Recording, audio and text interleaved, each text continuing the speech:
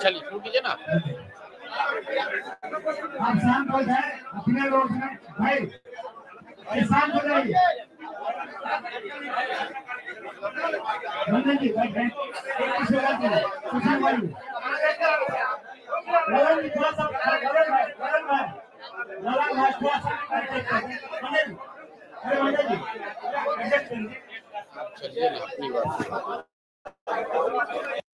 आप सभी का नाम लीजिए भाई साहब।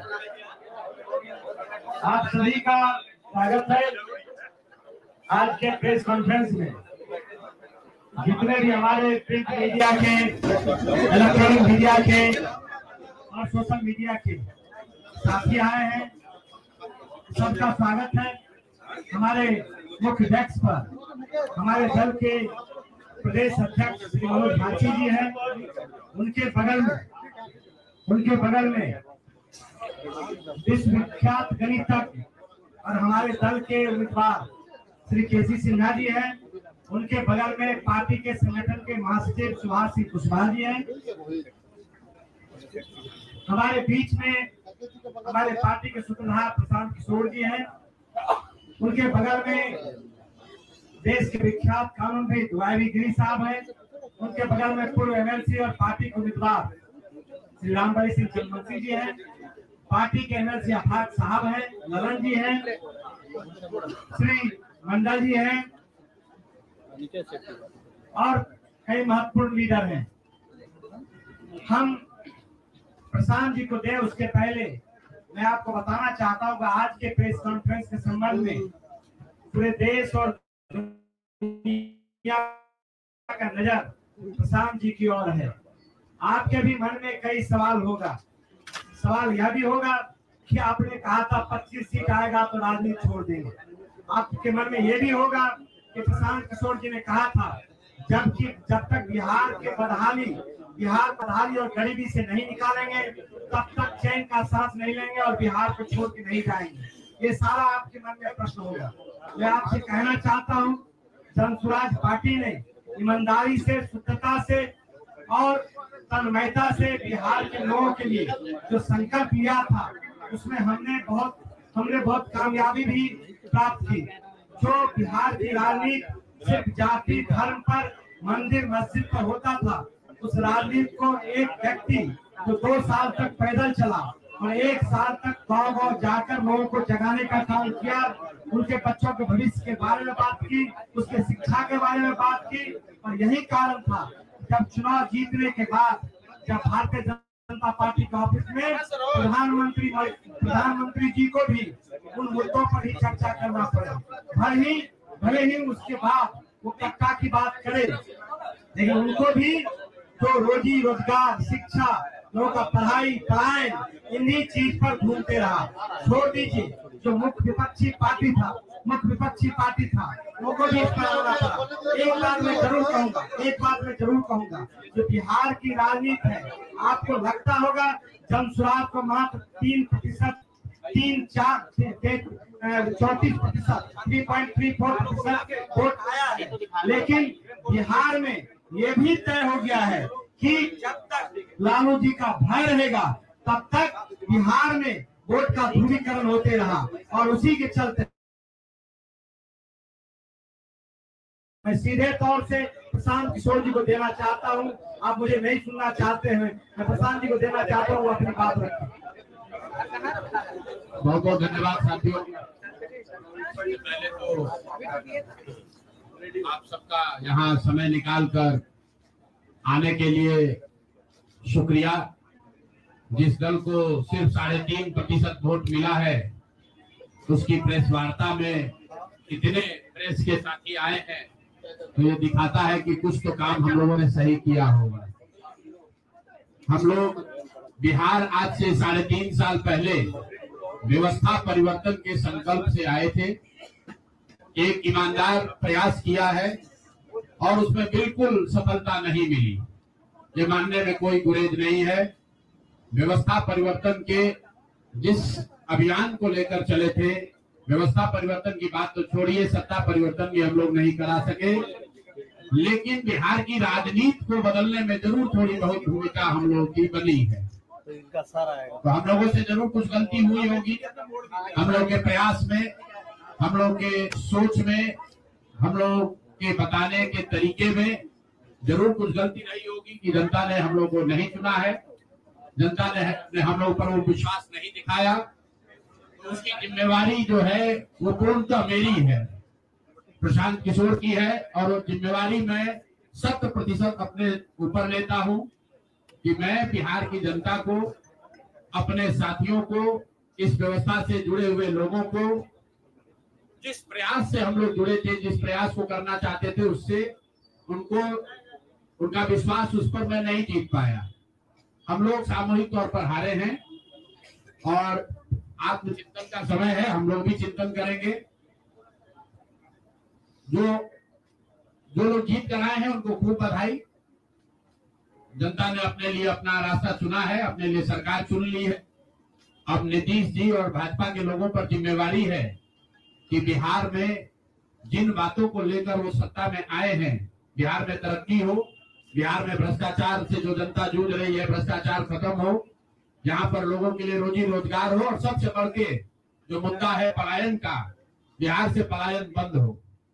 हम लोगों से जो गलती हुई है, जिन लोगों ने जन स्वराज के विचार पर इस सोच से इस प्रयास से जुड़कर एक सपना देखा था, एक उनकी सोच बनी थी, उनकी आशा की किरण जगी थी कि बिहार में एक नई व्यवस्था बनाई जा सकती है, उन सब के आशाओं पर, अपेक्षाओं पर, उनके सपनों पर खरा नहीं उतरने के लिए जो दोष है वो मेरा है। इसलिए मैं आपसे विनम्रता से आपसे माफी मांगता हूं कि मैं आपके सपनों के आधार के अनुसार, आपके सोच के अनुसार वो व्यवस्था बनाने में नाकामयाब रहा हूं। और प्रायश्चित के तौर पर मैं आज से 2 दिन के बाद 20 तारीख को गांधी विद्यार्थी आश्रम में जो रास्ता गांधी जी ने बताया है, मैं अपने लोगों को, बिहार के लोगों को ये नहीं समझा पाया कि किस बात पर उनको वोट देना चाहिए, क्यों उनको नई व्यवस्था बनानी चाहिए। तो प्रायश्चित के तौर पर मैं अपने से विद्यार्थी आश्रम में 1 दिन का उपवास, मौन उपवास रखूंगा। जो भी जन स्वराज के साथी हैं वो जहां पर है वहां, अगर वो समझते हैं कि हम लोग के प्रयास में, सोच में जो कमी रह गई, उसको सुधार के लिए प्रायश्चित के तौर पर हम लोग 1 दिन का सामूहिक उपवास रखेंगे। मैं खुद गांधी आश्रम विद्यार्थी में रहूंगा, 24 घंटे का एक उपवास रखेंगे। गलती हम लोगों से हुई होगी, कमी रही होगी, लेकिन हम लोगों ने कोई गुनाह नहीं किया है। गलती हो सकती है, गुनाह नहीं है। वोट नहीं मिलना गुनाह नहीं है। मैं बिहार की जनता के सामने अपने साथियों के साथ बिल्कुल सर उठा के ये कह सकता हूं कि हम लोगों ने गुनाह नहीं किया है। जिस बिहार में पिछले 30-35 साल से सिर्फ जाति की राजनीति हुई है, वहां पर इस समाज में जातियों का जहर फैलाने का गुनाह नहीं किया है। हम लोगों ने बिहार में हिंदू मुस्लिम की राजनीति नहीं की है, लोगों को धर्म के नाम पर बांटने का गुनाह नहीं किया है। हम लोगों ने बिहार की गरीब जनता को, भोले भाले लोगों को पैसा देकर उनका वोट खरीदने का गुनाह नहीं किया है। जिन लोगों ने ये गुनाह किया होगा, अगर वो आज जीत भी गए हैं तो उनको उसका हिसाब देना ही पड़ेगा। वो आज दे या कल दे, वो होगा ही होगा। मैं पिछले 2.5-3 सालों में अपने वक्तव्यों में अक्सर महाभारत के चक्रव्यूह की, अभिमन्यु के वध की कहानी सुनाता रहा। जिस धर्म युद्ध की बात हम लोग करते हैं, पांडवों के साथ स्वयं भगवान थे, स्वयं भगवान कृष्ण थे, फिर भी अभिमन्यु को घेर कर छल से मार दिया गया। लेकिन उसके आगे की भी कथा भी है कि अभिमन्यु को मार दिया गया, लेकिन उससे महाभारत नहीं जीता गया। महाभारत जीता तो अंत में वही जो सही रास्ते पर था, जो धर्म के साथ था। तो आप निश्चित जानिए कि जीत तो जन स्वराज की ही होगी। आज जरूर धक्का लगा है और उसके लिए जो कुछ भी कमी है उसको सुधारा जाएगा और उतनी ही ताकत से फिर खड़े होंगे। अगर आप ये कुछ लोग ये सोच रहे हैं कि मैं बिहार छोड़ दूंगा, तो आपका ये भ्रम है। अंग्रेजी में एक फ्रेज है, you are not defeated till you quit. जब तक आप छोड़ेंगे नहीं तब तक आप हार नहीं सकते। तो प्रशांत किशोर की और जन सुराज में मेरे साथ जुड़े हुए साथियों की बिहार सुधारने की जो जिद है, उस जिद के सामने दूसरा कुछ भी इस जीवन में नहीं है। उस जिद से पीछे हटने वाले नहीं है। पूरी ताकत से, पूरी ईमानदारी से लोग कह रहे हैं कि मैंने 3-3.5 साल में बहुत मेहनत किया है। तो जितनी मेहनत करते हुए आपने मुझे 3 साल में देखा है, उससे दुगनी मेहनत करेंगे और पूरी ताकत से लगेंगे। पीछे हटने का सवाल नहीं है। जब तक बिहार को सुधारने के अपने संकल्प को पूरा न कर लें, तब तक पीछे हटने का कोई सवाल ही नहीं है। अब चुनाव के परिणामों को लेकर जो बात है, उस पर बहुत विवेचना हो रही है। आपने भी कहा, बड़े बड़े विशेषज्ञ आकलन कर रहे हैं। कोई बता रहा है कि पैसे से जीत लिया गया, कोई बता रहा है कि लालू जी के डर से ध्रुवीकरण हुआ इसलिए जीता गया। कुछ लोग बता रहे हैं कि जातियों की बात अभी पूरी तरह खत्म नहीं हुई। मैं यहाँ चुनाव के विश्लेषण के लिए नहीं बैठा हूं, लेकिन एक बात तो बिल्कुल स्पष्ट है कि पहली बार स्वतंत्र भारत के इतिहास में और खासकर बिहार में पहली बार ऐसा हुआ है कि कोई चुनाव जिसमें सरकार ने करीब करीब 40,000 करोड़ रुपया जनता के पैसे को खर्च करने का वादा किया है। और मुझे लगता है कि वही एक कारण है जिसकी वजह से एनडीए को इतना बड़ा बहुमत मिला है। मैं सिर्फ आपके ध्यान में लाना चाहता हूं कि 10,000 रुपए की बड़ी चर्चा हो रही है। लोग बता रहे हैं कि 10,000 पर लोगों ने वोट बेच दिया। बिल्कुल नहीं है, ये बात सही नहीं है। मेरा आज भी ये यकीन है कि 10,000 रुपए के लिए बिहार के लोग अपना वोट, अपना बच्चों का भविष्य नहीं बेचेंगे। अगर 10,000 रुपए को आप जोड़िएगा तो प्रतिदिन 5.5 रुपया हुआ। 5.5 रुपए में कौन अपना वोट बेचेगा? लोगों ने 10,000 रुपए के लिए सिर्फ वोट नहीं बेचा है। आपको देखने, जानने, समझने की जरूरत है। और इस पर यह बहस भी हो रहा है। सत्ता में जो लोग आए हैं वो कह रहे हैं भैया हम तो सरकारी योजना चला रहे थे। जो विपक्ष में है वो कह रहा है हम योजना नहीं चला रहे थे, आप पैसा देके वोट खरीद रहे थे। इसका कोई अंत नहीं है, इस बहस का कोई अंत नहीं है। चुनाव आयोग पर लोग टीका टिप्पणी कर रहे हैं, वो चुनाव आयोग का विषय है। बिहार के बेटा होने के नाते, बिहार के नागरिक होने के नाते मेरा बस एक ही प्रश्न है। हर विधानसभा क्षेत्र में 60 से 62,000 लोगों को कम से कम 10,000 रुपया सीधे तौर पर सरकार ने दिया है। सिर्फ 10,000 रुपया नहीं दिया, ये कहा कि आपको स्वरोजगार के लिए 2 लाख रुपया दिया जाएगा और उसकी पहली किस्त के तौर पर, बयाना के तौर पर 10,000 रुपया उसको दिया गया। और पूरा सरकारी तंत्र लगाया गया लोगों को ये बताने के लिए कि अगर आप एनडीए को वोट देते हैं तो आपको 10,000 रुपए के साथ साथ आने वाले 6 महीनों में 2 लाख रुपए तक की सहायता मिलेगी। इसको करने के लिए पूरा सरकारी तंत्र लगा। जीविका की दीदियों को बैठाया गया। जितने यहाँ पर आशा आंगनवाड़ी सेविकाएं हैं उनकी सैलरी, उनका मानदेय बढ़ाकर उनको जोड़ा गया। लोग कह रहा है भैया काडर कहाँ है? मेरे भाई 2 लाख लोगों को, आप ध्यान रखिए, सिर्फ 10,000 रुपए लोगों को नहीं दिया गया है। हर विधानसभा में, मैं बहुत जिम्मेवारी से जो सरकारी आंकड़ा है वही बता रहा हूं, हर विधानसभा में 60 से 62,000 महिलाओं को 10,000 रुपया दिया गया है। करीब करीब 1 लाख आंगनवाड़ी सेविका, आशा वर्कर और ममता की से जुड़ी हुई महिलाओं को करीब करीब सरकार ने 10,000 करोड़ रुपया अलग से दिया है। इसके साथ ही विकास मित्र और टोला सेवकों को 25,000 रुपया एक बार में, और जो लोग प्रवासी मजदूर बाहर से आए उनको 5,000 रुपया दिया गया है कपड़ा के नाम पर। तो कुल मिलाकर 29,000 करोड़ रुपया, करीब करीब 29,000 करोड़ रुपया बांटा गया है। 40,000 करोड़ रुपए की योजनाओं की घोषणा की गई है। अब हम यहाँ इसलिए नहीं बैठे हैं ये कहने के लिए कि इसी वजह से हम लोग चुनाव हार गए।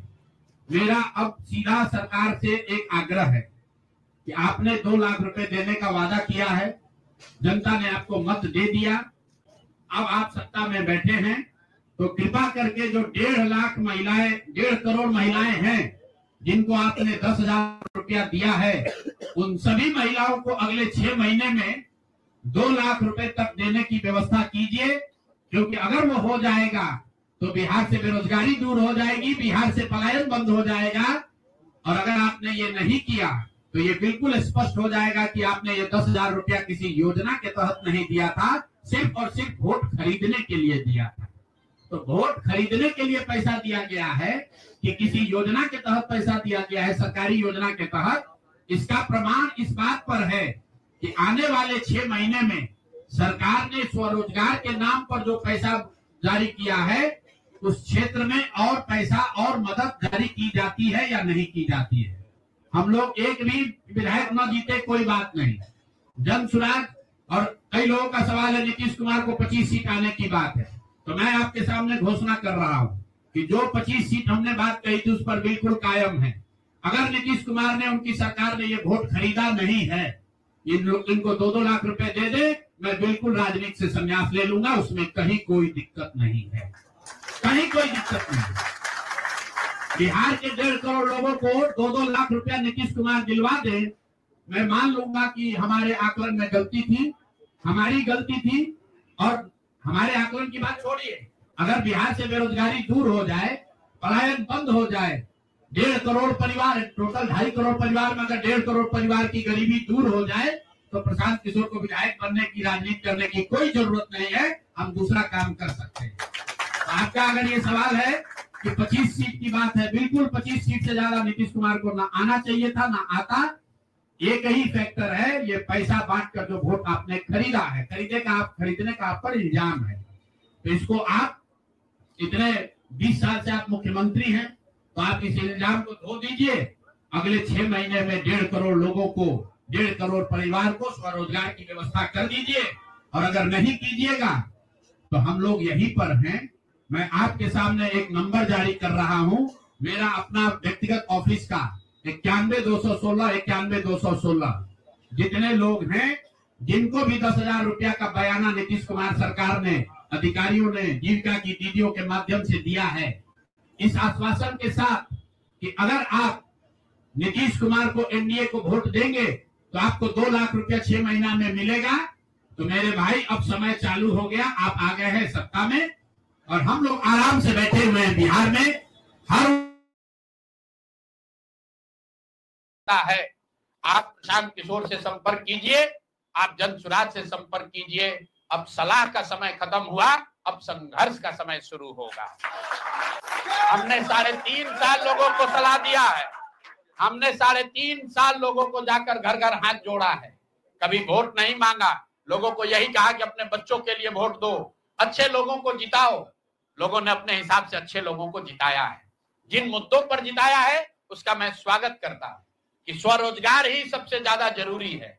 उसका वादा एनडीए की सरकार ने किया है, नीतीश कुमार ने किया है, और 10-10 हजार रुपया बानगी के तौर पर, एडवांस के तौर पर उन महिलाओं को दिया है। तो अब अगले 6 महीना में उन सभी महिलाओं को, उन सभी परिवारों को नीतीश कुमार की स्वरोजगार का अवसर दे, उनको 2 लाख रुपए की मदद दे, ताकि वो 1.5 करोड़ परिवार के लोग बेरोजगारी से बाहर निकल सके, गरीबी खत्म कर सके और उनके बच्चे गुजरात में, तमिलनाडु में जाकर मजदूरी न करें।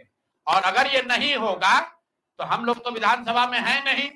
जनता ने जो आदेश दिया है कि गांव-गांव घूमिए और लोगों की मदद कीजिए, तो जिनको भैया ये 2 लाख न मिले वो प्रशांत किशोर के पास चले आइए, जन सुराज के साथियों के पास आइए, आपकी आवाज बनकर, आपके साथ खड़े होकर ब्लॉक, पंचायत, डिस्ट्रिक्ट के ऑफिसेज में, सरकारी दफ्तरों में हम लोग चलेंगे। जरूरत पड़ेगा नीतीश कुमार, क्योंकि उन्होंने कहा है कि 10,000 रुपया जब मैं जीत कर आऊंगा आपको 2-2 लाख रुपए दूंगा, ताकि सब लोग अपने पैर पर खड़े हो जाएंगे। तो जन सुराज के लोग अब ब्लॉक में, और जिन लोगों ने, आपने सुना होगा सहारा में लोगों को कहा गया पैसा डबल हो जाएगा, सहारा के जिन लोगों ने एजेंट बनकर समाज सहारा में पैसा जमा कराया, सहारा वाले भाग गए तो लोग एजेंट को खोज रहे हैं। तो जो सरकारी अफसर नेतागिरी कर जिन लोगों ने किया है, सरकार की ओर से आश्वासन दिया है कि आपको रोजगार देंगे, 2 लाख रुपया देंगे, जिन जीविका की दीदियों ने एक महिला को जाकर समझाया है, बूथ पर बैठकर वोट दिलवाया है, सिंबल सिखाया है, क्रमांक संख्या बताया है, वो जीविका की दीदियों की जिम्मेवारी है कि जिनको आपने ये काम कराया है, जिनके बच्चों का भविष्य आपने 10,000 रुपया में आपने सौदा कराया है, उनको पैसा मिले। और अगर वो 2 लाख रुपया नहीं मिलेगा तो 6 महीने का समय है। 6 महीने के बाद हर वो व्यक्ति जिसको पैसा नहीं मिले उसके लिए जन सुराज का, प्रशांत किशोर का दरवाजा खुला हुआ है। हम लोग आपकी आवाज बनेंगे, आपके साथ खड़े होंगे। हम लोग विधायक सांसद नहीं है, लेकिन समाज में हमारी ताकत जो आवाज है, आपके वो आवाज आपके साथ जोड़ेंगे और हर हालत में आपको ये 2 लाख रुपया मिले, इसकी लड़ाई को जारी रखेंगे। दूसरी बात जो कह के मैं खत्म करूंगा, चुनाव से पहले सरकार के भ्रष्टाचार को लेकर इसी जगह पर हम लोगों ने कई प्रेस कॉन्फ्रेंस किए हैं। नीतीश कुमार को कभी व्यक्तिगत तौर पर बेईमान नहीं बताया गया है, भ्रष्ट नहीं बताया गया है, लेकिन हम लोगों का ये मानना था कि नीतीश जी का स्वास्थ्य अच्छा नहीं है, अगल बगल के लोग लूट रहे हैं, चला रहे हैं। अभी परिणाम आए हैं, नीतीश जी को देखकर लग रहा है कि नीतीश जी बिल्कुल स्वस्थ दिख रहे हैं। तो अब मेरी उनसे अपेक्षा है कि 2 दिन के बाद अभी मंत्रिमंडल बनने वाला है। कल प्रधानमंत्री जी ने भी कहा है कि बहुत बड़ी जिम्मेवारी है, हम लोग इलेक्शन मोड में नहीं, इमोशनल मोड में हैं। तो उसी इमोशनल मोड में मेरी आपसे अपेक्षा है कि भारतीय जनता पार्टी की लीडरशिप और नीतीश कुमार एक ऐसा स्वच्छ मंत्रिमंडल बनाएं जिसमें कोई दागी मंत्री न हो, कोई भ्रष्टाचारी न हो। जनता सरकार बनाने का मैंडेट दिया है, भ्रष्टाचार करने का, भ्रष्टाचारियों को सरकार में शामिल करने का मैंडेट नहीं दिया है, भ्रष्टाचार करने का मैंडेट नहीं दिया है, लूटने का मैंडेट नहीं दिया है। तो मैंडेट, बिल्कुल मैंडेट का सम्मान है। जनता लोकतंत्र है, जनता मालिक है, जनता ने जिनको सत्ता में बैठाया है वो सत्ता में बैठे, लेकिन सत्ता में बैठकर लूटने का मैंडेट जनता ने नहीं दिया है। तो मेरी अपेक्षा है कि नीतीश जी, माननीय प्रधानमंत्री मोदी जी, अमित शाह जी, जिन्होंने बिहार की जनता को यह बताया है कि हम आपका विकास करेंगे, आपके बच्चे अब गुजरात नहीं जाएंगे मजदूरी करने, तो भाई अब आपकी जिम्मेवारी है ऐसा मंत्रिमंडल बनाइए ताकि बिहार के लोगों का पलायन बंद हो, यहाँ से बेरोजगारी खत्म हो और जो पिछले 5 साल से लोग भ्रष्टाचार से जूझ रहे हैं वो आगे भ्रष्टाचार न हो। मेरी बात यहाँ खत्म हुई। अब आपके जो सवाल हैं वो आप सवाल कर सकते हैं। बहुत बहुत धन्यवाद।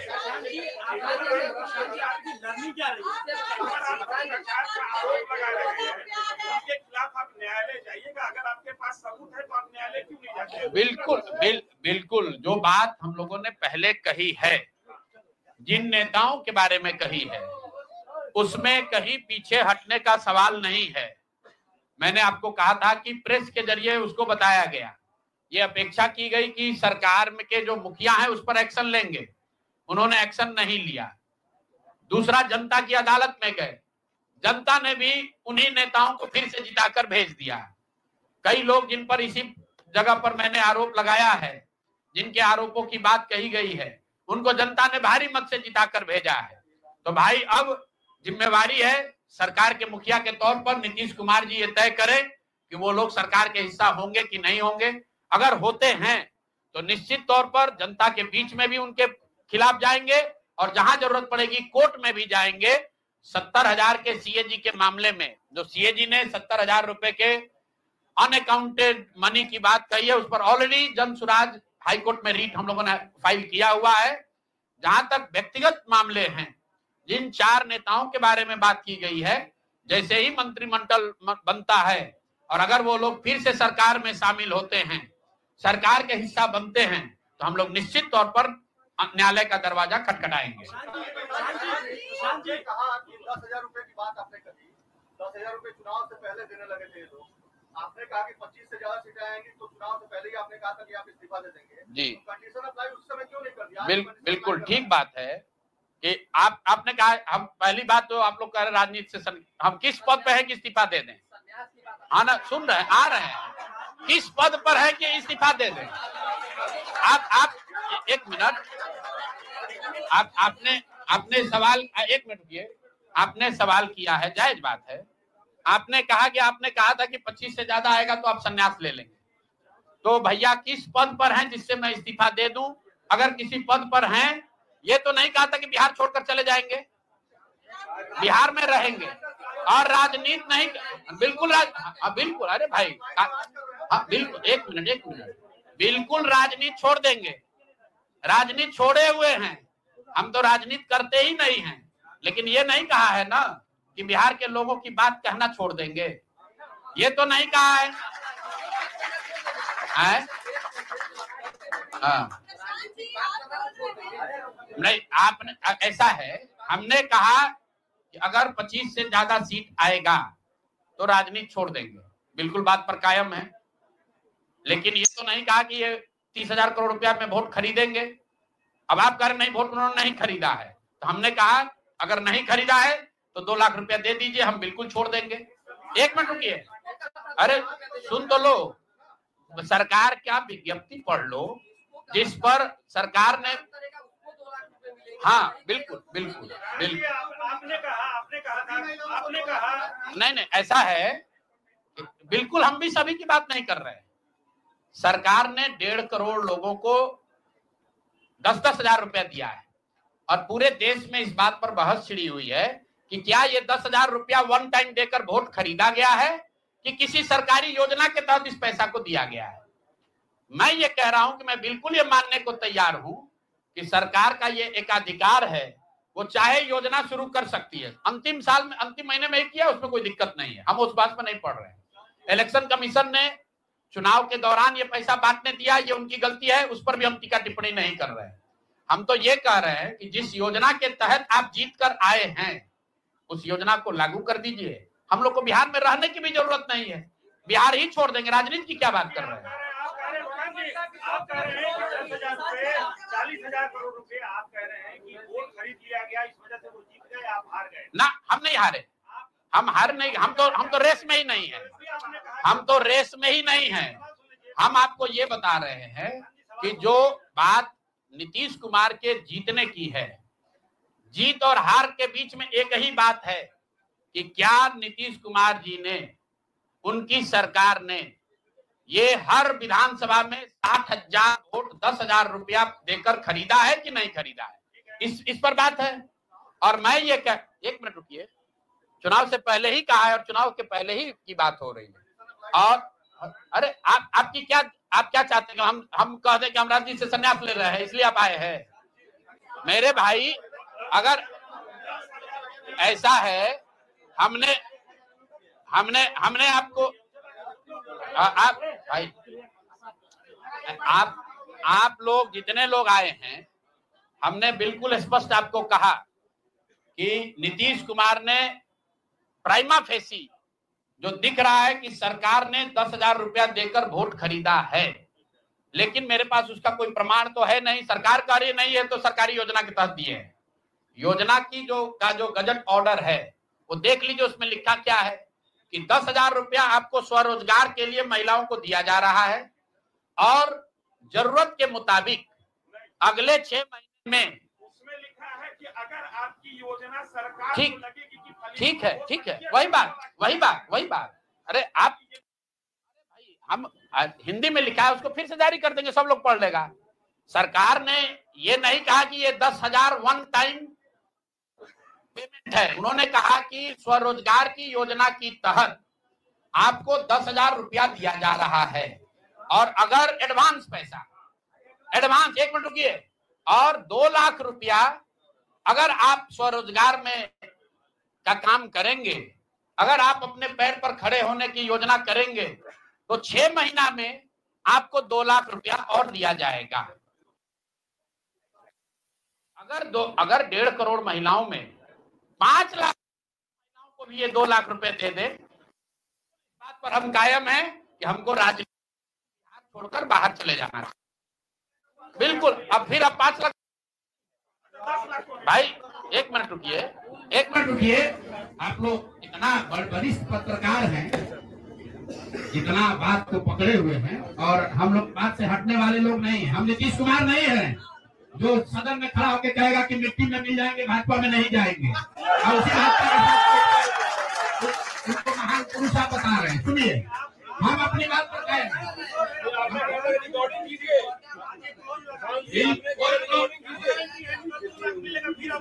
कोई क्लॉज नहीं लगाएंगे।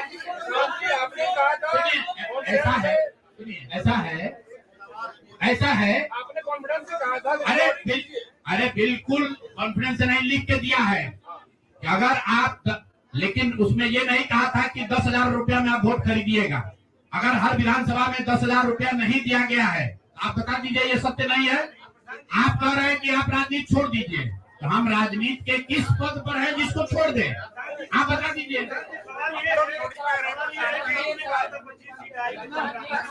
जी बिल्कुल, आप भरोसा मत कीजिए, आप भरोसा मत कीजिए। हमने जो बात अपनी कहनी थी, हमने आपको बात कह दी। हम अभी इस बात पर अपने आकलन पर कायम हैं कि 3 वर्ष की बिहार की गांव-गांव की यात्रा के बाद जो मुझे दिखा, जो समझ में आया, उसके हिसाब से नीतीश कुमार को 25 से ज्यादा सीट नहीं आना चाहिए था। सिवाय इसके कि उन्होंने हर विधानसभा में उनकी सरकार की ओर से 10,000। 1 मिनट भैया, अरे आया है भाई, आया है, लेकिन उसके वो खरीद के आया है कि नहीं वो भी दिख जाएगा 6 महीना में। ठीक है, आगे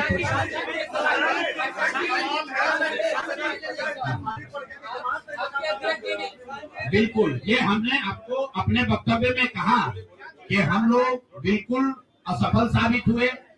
हमने जो बात यहाँ बिहार के लोगों को बताई वो लोगों को समझ में नहीं आया है, लोगों को स्वीकार्य नहीं है। हम अपनी गलती मान रहे हैं, लेकिन जो मैंने आपको कहा कि वोट नहीं मिलना, सुनिए, वोट नहीं मिलना गुनाह नहीं है, वोट नहीं मिलना क्राइम नहीं है। हमने भ्रष्टाचार नहीं किया है, हमने हिंदू मुस्लिम नहीं किया है, हमने जाति की राजनीति नहीं की है, हमने वोट नहीं खरीदा है। चलिए आगे बढ़े। पूरे प्रेस वार्ता में एक ही व्यक्ति को नहीं पूछेंगे।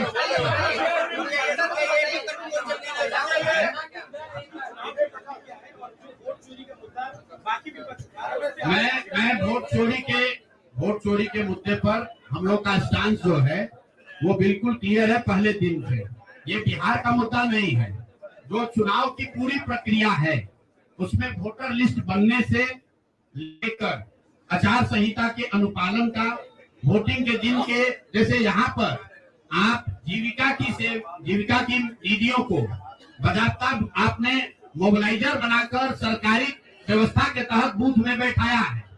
तो पूरे वोटर लिस्ट बनाने की प्रक्रिया, आचार संहिता के अनुपालन की प्रक्रिया, वोटिंग के दिन जो हो रहा है वो, उसमें सरकारी तंत्र का इस्तेमाल, दुरुपयोग या उपयोग, और वोटिंग के बाद जो महाराष्ट्र से लगातार दिख रहा है कि अंतिम 2 घंटे में 15%, 20% एक्स्ट्रा वोट होना, फिर चुनाव आयोग का उसका डिटेल नहीं जारी करना, और 3 दिन के बाद ये बताना कि इतना वोट हो गया।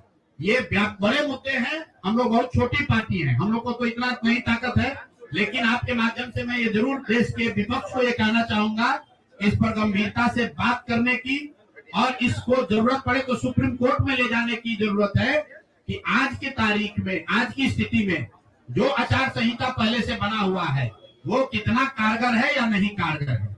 अगर सिर्फ इसमें वोटिंग रोल की बात नहीं है, SIR सिर्फ वोटिंग रोल की बात है, लेकिन जिस तरह से वोटिंग हुई है, आप बताइए कि सुरक्षा कर्मियों में होमगार्ड को यहीं पर इसी बिहार में लालू जी की जब सरकार थी, TN सेशन का जमाना था, उन्होंने कहा था कि नहीं, कोई लोकल आदमी यहाँ चुनाव की प्रक्रिया में हिस्सा नहीं लेगा। आज के चुनाव आयोग ने उस जीविका दीदी को बैठाया है जिसको एक तरीके से सरकार ने कॉन्ट्रैक्ट दिया है कि आपको इतने लोगों को वोट दिलवाना है। मैं आपको एक उदाहरण देता हूँ, मधुबनी विधानसभा क्षेत्र है, मैं डिटेल में नहीं जाना चाहता था लेकिन आप कुरेद रहे हैं। मधुबनी विधानसभा क्षेत्र है, वहां से उपेंद्र कुशवाहा जी के पार्टी के उम्मीदवार चुनाव जीत कर आए हैं। मैं पूरे यहाँ पर जितने मीडिया के साथी हैं, जितने यहाँ चुनाव के विशेषज्ञ हैं, आप भी यूट्यूबर हैं, मैं दावा कर रहा हूं आज हो 5 महीने के बाद हो, आप मधुबनी विधानसभा क्षेत्र में जाइए, वहां पर एनडीए के प्रत्याशी को 1 लाख से ज्यादा वोट आया है। एनडीए को वोट मिला, 10,000 रुपए के लिए मिला, नहीं मिला छोड़िए, हम इस बात से दंग हैं कि मधुबनी में कितने लोग ऐसे हैं वोटर जो कि उपेंद्र कुशवाहा जी के पार्टी का सिंबल भी जानते हैं। भाई अलायंस वोट तो उनके पार्टी के सिंबल को पड़ा है ना, अलायंस का कोई सिंबल नहीं है। तो आखिर रातों रात पूरे मधुबनी क्षेत्र में, और क्या हुआ मैं नहीं कह रहा हूं, मैं आपको और आपके जरिए पूरे देश के लोगों को ये बताना चाहता हूं कि जो भी लोग सर्वे, सेफोलॉजी, पत्रकारिता, राजनीति में इंटरेस्ट रखते हैं। आप सैंपल के तौर पर कोई 5 कंस्टिट्यूंसी उठा लीजिए, और जहां पर भाजपा और जदयू के उम्मीदवार नहीं लड़ रहे थे, वो दल लड़ रहे थे जिनका कोई सिंबल भी नहीं जानता है, नाम भी नहीं जानता है, उसको 1 लाख, 1.25 लाख वोट कैसे आया है? हमारे पास कोई प्रमाण नहीं है कि वो वोट कैसे आया, लेकिन राजनीतिक सामाजिक क्षेत्र में जुड़े होने के नाते ये आश्चर्य का विषय है कि जिस मधुबनी क्षेत्र में लोग ये नहीं जानते हैं कि कौन सा प्रत्याशी लड़ रहा है, कौन सा पार्टी लड़ रही है, उस पार्टी का सिंबल क्या है, उसको 1.25 लाख वोट आया है, और जो लोग वहां जीवन भर राजनीति कर रहे हैं उनको वोट नहीं आया। संभव है उनको इतना समर्थन है, लेकिन मेरा आपसे आग्रह ये, भाई देखो 1 मिनट आप रुके, आपका सवाल 10 ले चुके हैं, और भी तो लोग हैं, आपका एक और ले लेंगे, आप शांति से बैठिए, ऐसा मत घबराइए, हम यहाँ बैठे हुए हैं। और मेरा आपसे अनुरोध है, मैं कोई आरोप नहीं लगा रहा हूँ, लेकिन मधुबनी जैसे 5 सीट का मैं आपको हवाला देना चाहता हूँ, जहाँ पर चुनाव के 12 दिन 15 दिन पहले ये तय हुआ कि कौन पार्टी चुनाव लड़ेगी। उस पार्टी का नाम कोई नहीं जानता है, उसका सिंबल कोई नहीं जानता है, और 1,20,000 वोट अगर किसी विधानसभा में आ रहा है, इसका मतलब है कि हर घर से 2 से 3 वोट आया है। आपको आंधी दिखनी चाहिए वहां पर। ये मतलब विधानसभा के स्तर पर 1,20,000 वोट लाना साधारण बात नहीं है। 1,20,000 वोट आया है। कैसे आया है? इसकी 2 ही वजह हो सकती है। या तो जो 60,000 लोगों को आपने 10,000 रुपया दिया और उन लोगों ने जिम्मेवारी ली कि भाई 10,000 रुपया हमको, या फिर कोई ऐसी बात है, दृश्य शक्ति है जो हम लोग को हमारे समझ से बाहर है कि भाई कैसे ये संभव है। और मैं ये नहीं कह रहा हूँ कि वहां वोट कैसे पड़ा, मैं आपको खुली चुनौती दे रहा हूँ, वहां चलिए मधुबनी। मैं 3 दिन से प्रेस इसलिए नहीं कर रहा हूँ कि मैंने अपने लोगों को वहां भेजा है, और मधुबनी में मैंने कहा भाई पूछो तो कि उपेंद्र कुशवाहा जी के पार्टी का सिंबल क्या है। 30% लोगों को सिंबल नहीं मालूम है कि सिंबल क्या है, और उनको 1 लाख से ज्यादा वहां वोट आया है। मुझे उपेंद्र कुशवाहा जी से कोई लड़ाई नहीं है, उनको उनके पार्टी के प्रत्याशी से कोई मुझे लेना देना नहीं है। मेरा सिर्फ ये कहना है कि ऐसी कौन सी विधा है कि हम लोग 3-3 साल एक विधानसभा में घूम रहे हैं, लोगों को ये नहीं मालूम है कि जन स्वराज का चुनाव चिन्ह क्या है। और ये लोग 10 दिन चुनाव के पहले आए, उस पार्टी का नाम मधुबनी शहर में लोग नहीं जानते हैं, उस पार्टी का सिंबल घर घर पहुंच गया और उसको 1,20,000 लोगों ने वोट दे दिया। तो मेरे भाई ये बहुत बड़ी चुनाव की विधा है।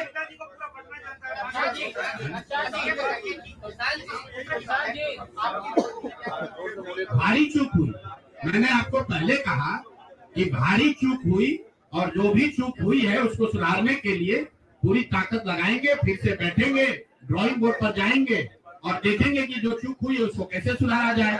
लेकिन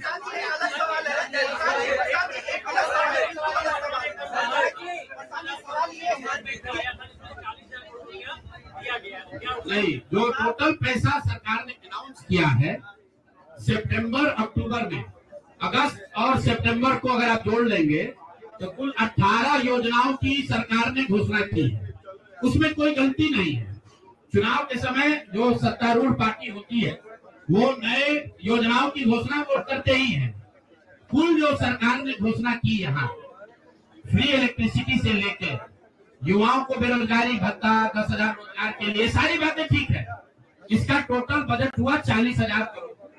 40,000 करोड़ में से 29,000 करोड़ रुपए की योजना सरकार ने रोल आउट की। 11,000 करोड़ को तो शुरू ही नहीं किया, और इस 29,000 करोड़ में से जो सबसे बड़ी योजना है वो है स्वरोजगार की योजना, जिसमें हर विधानसभा क्षेत्र में 60 से 62,000 परिवारों में एक महिला को 10,000 रुपया दिया गया। और ये कहा गया, सिर्फ 10,000 रुपए पर लोगों ने वोट नहीं दिया गया, लोगों को ये कहा गया कि अगर आप वोट देते हैं तो आपको आने वाले समय में 2 लाख रुपए तक की राशि स्वरोजगार के लिए मिलेगी। और इसको करने के लिए इसको करने के लिए सरकार ने जीविका दीदी का पूरा जो नेटवर्क है, 1 लाख से ज्यादा जीविका की दीदियों को और आंगनवाड़ी सेविकाओं को, आशा वर्कर को, और जो टोला सेवक है, विकास मित्र है, उनको लैपटॉप खरीदने के लिए 25,000 रुपया दिया गया 1 टाइम। अब आप बताइए कि जो टोला सेवक है, जो विकास मित्र है जिसको आपने 25,000 रुपया दिया है, वो जो लैपटॉप या आईपैड खरीदेगा, उससे बिहार सरकार की योजना का दलितों का क्या सुधार होगा, वो सरकार को बताना चाहिए।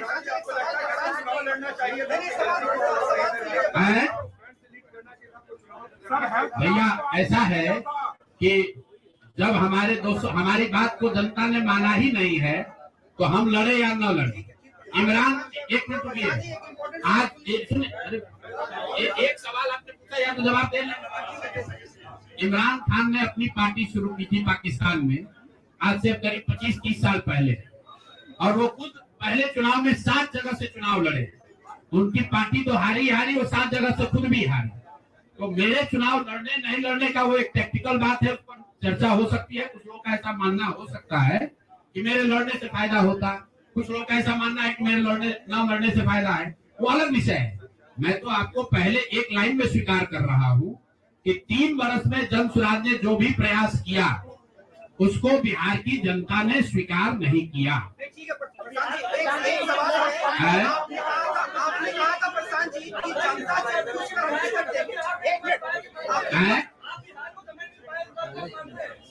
बिहार को मैं समझ नहीं पाया, बिल्कुल मान लेंगे, इसमें क्या दिक्कत है। आप मेरे सुनिए, ऐसा है कि मुझे बिहार की समझ कम है या नहीं है, ये कह देने मात्र से अगर आप बहुत खुश हो जा रहे हैं तो आप खुश हो जाइए कि हमको बिहार की समझ नहीं है।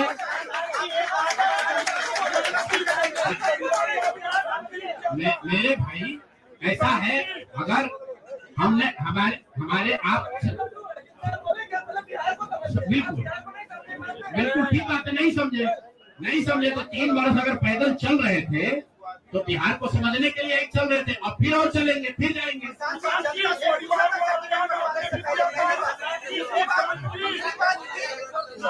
कई प्रत्याशियों ने आरोप लगाए, टिकट वितरण पे सवाल खड़े किए थे।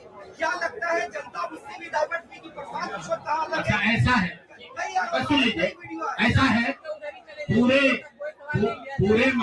पूरे चुनाव के दौरान मैंने आपको पहले कहा कि हमसे गलती हो सकती है, लेकिन हम लोगों ने गुनाह नहीं किया। आप लोग जो बात कर रहे हैं वो इस अंदाज में बात कर रहे हैं जैसे प्रशांत किशोर ने कोई गुनाह कर दिया है, बिहार को सुधारने का प्रयास करके कोई गुनाह कर दिया है, और आप लोग आए हैं हमारा यहाँ पर पोस्टमार्टम करने। तो आप लोगों का स्वागत है।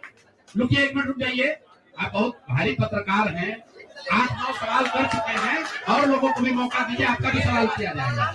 एक मिनट रुक जाइए, अरे रुक जाओ भाई, आप एक मिनट रुकिए।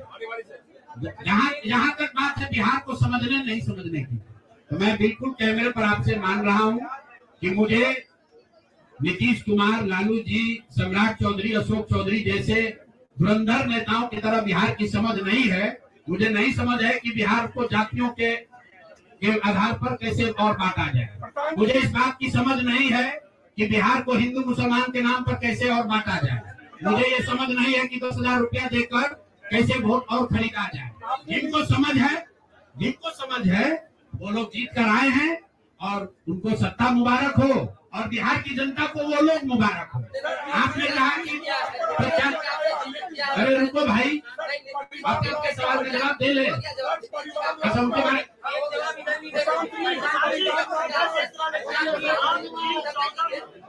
आप बनाने का बात कर रहे थे, क्या आपको लगता है कि आपका अहम योगदान रहा है? कभी खास करके बिहार के कोई योगदान नहीं है। आप लोग जो हम लोग बोलते रहे हैं उसको जाकर देख लो। आपने कहा कि उम्मीदवार गलत चुने हैं। यहाँ जितने लोग बैठे हुए हैं, हमारे बगल में केसी सिन्हा जी चुनाव लड़े हैं कुम्हरार से। ये तो हमको पैसा देके टिकट नहीं खरीदे होंगे, और कुम्हरार की जनता ने केसी सिन्हा को हराकर किसी दूसरे को जिताया। हमारे बगल में वाईडी गिरी जी बैठे हैं, मांझी से इनको हराकर जनता ने किसी दूसरे को जिताया है। तो मेरे भाई, मैं समझता हूँ कि अगर केसी सिन्हा नहीं जीते तो उससे केसी सिन्हा के जीवन पर कोई फर्क नहीं पड़ेगा मेरे भाई, कुम्हरार की जनता के जीवन पर फर्क पड़ेगा। अगर आपने मांझी से वाईडी गिरी को हरा दिया तो वाईडी गिरी का कोर्ट का प्रैक्टिस नहीं बंद हो जाएगा, मांझी के लोगों की दिक्कत जो है वो बढ़ेगी। लेकिन फिर वही बात है, जनता मालिक है, वो वही चाहते हैं। अगर आप खिचड़ी खाना चाहते हैं तो आपको कोई पुलाव कैसे खिला देगा? आप खिचड़ी खाइए और आनंद लीजिए।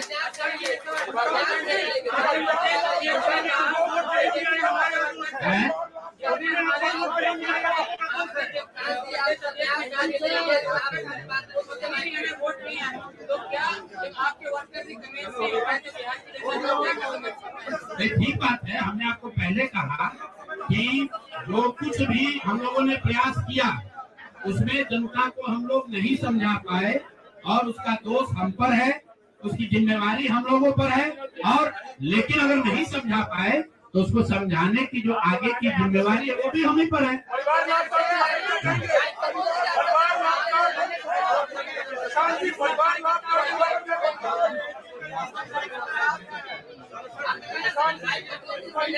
ऐसा है, आप भी बिहार के ही हैं और इतना भी नहीं उद्वेलित हुई, इतना भी मत उछलने लगी है कि जैसे हम लोग सब एकदम खत्म है। आपकी बात को सुन लिया गया, आपको अलग से साक्षात्कार चाहिए।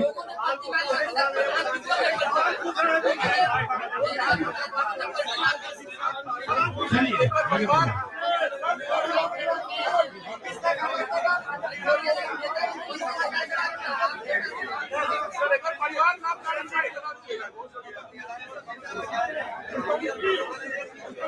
अभी तो हम लोग वापस जाकर अपने उस प्रारूप को फिर से देखेंगे जो हम लोग लेकर जनता के बीच गए थे। जो सोच, जो विचार, जो प्रयास लेकर जनता के बीच गए थे वो देखेंगे कि भाई जनता को चाहिए भी कि नहीं चाहिए।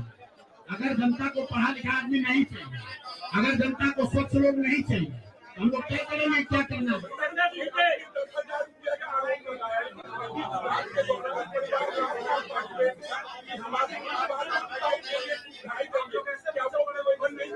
तो लोग देखिए, चुनाव के दौरान वादा करना एक बात है और किसी को रुपया दे देना दूसरी बात है।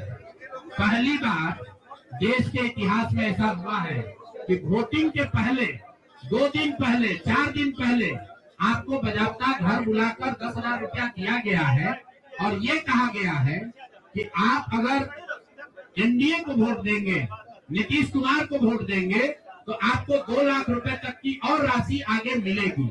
ऐसा इस देश के राजनीतिक इतिहास में पहले कभी नहीं हुआ। ऐसा कभी नहीं हुआ है कि आचार संहिता के बाद, आचार संहिता लागू होने के बाद आप एक विधानसभा क्षेत्र में 60 से 62,000 महिलाओं को 10-10 हजार रुपया दे रहे हैं और आप राजनीतिक सूचिता की बात करते हैं। ये बात उचित नहीं है।